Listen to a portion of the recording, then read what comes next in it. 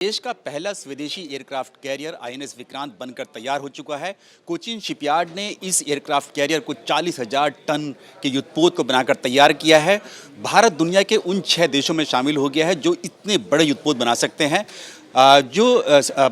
Cochin shipyard हैं, उनके CMD हमारे साथ हैं इस पर बातचीत करने के लिए, क्योंकि 2 सितंबर को कोची में भारतीय नौसेना में शामिल होगा आईएनएस विक्रांत और उस वक्त खुद प्रधानमंत्री नरेंद्र मोदी भी शामिल होंगे।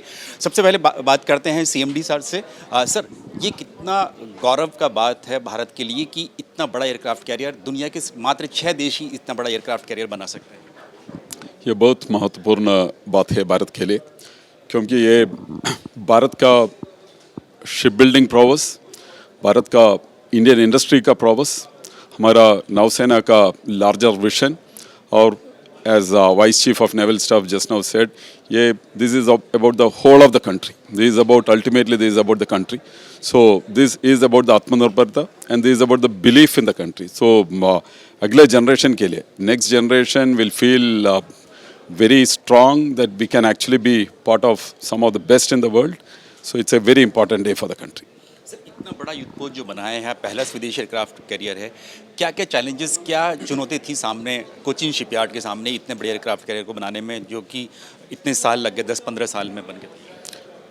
So इसमें टेक्नोलॉजिकल चैलेंजेस थे, क्योंकि कई सिस्टम्स पहले बार इंडिया में बनाते थे, तो इसमें इंडियन इंडस्ट्री का, इंडियन सिस्टम प्रोवाइडर से जैसे 76% इंडिजिनाइज कंटेंट थे, तो इसमें टेक्नोलॉजिकल चैलेंजेस थे।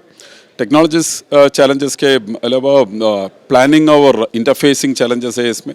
तो शिपयार्ड के लिए प्लान्स तो चेंज करना पड़ा कई बार, क्योंकि interfacing grey areas iron out करने का है।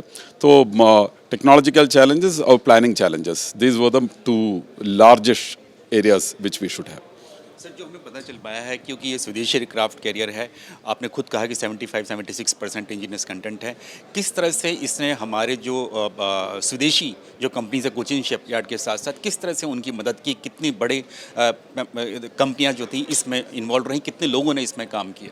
इसमें करीबन 500 डिफरेंट फर्म्स और एंटाइटीज इन्वॉल्व है। इसमें लार्ज पीएसयू और इंडियन प्राइवेट सेक्टर इंडस्ट्रीज का कंपनीज है, जैसे steel authority of India limited, Bharat electronics limited, Bharat heavy electricals limited, Hindustan aeronautics limited, Midhani. Private sector में Tata advanced defence systems, Larsen and Toubro defence, हमारा किर्लोस्कर, कई लार्ज कंपनीज है। छोटा कंपनीज भी है, एमएसएमई कंपनीज है इसमें इन्वॉल्व है। So and this is from all over India. तो इसमें the economic growth, the employment generation that is happened on A given day, average इसमें 2000 से ऊपर लोग काम किया है इस जहाज़ में कई साल में, और the total number could be around 15,000, including ये कोचीन शिपयार्ड का 2,000 plus about 13,000 across various other companies in India. Sir, एक सवाल और, क्योंकि भारतीय नौसेना अब अपना दूसरे स्वदेशी एयरक्राफ्ट कैरियर की तरफ भी देख रही है कि वो भी चाहते हैं, तो क्या कोचीन शिपयार्ड एक बार फिर से तैयार होगा, क्योंकि एक बार आपने एयरक्राफ्ट कैरियर बनाकर तैयार कर ही दिया है?